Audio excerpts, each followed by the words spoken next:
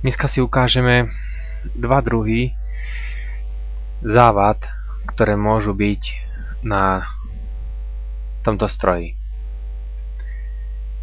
alebo stroji tomuto podobnému. Otvoríme si predný panel,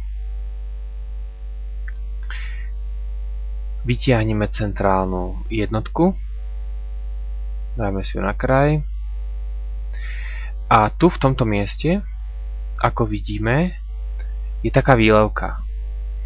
Ona sa môže naplniť namletou kávou a potom nepreteká. Tam sa naplní a potom tady to nepreteká. Vyteká vonku a potom je pod strojom voda. Toto je prvá závada.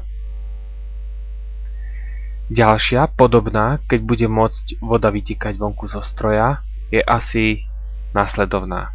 Keď odnímeme nádobku, tu v tomto priestore spravidla vidíme rozliatú vodu. Tu, v týchto miestach. Ona by tam po správnosti nemala byť. Niekedy tam je, ale nie je to na závadu. Tu v tomto mieste, kde som ukázal, je pokazané tesnenie.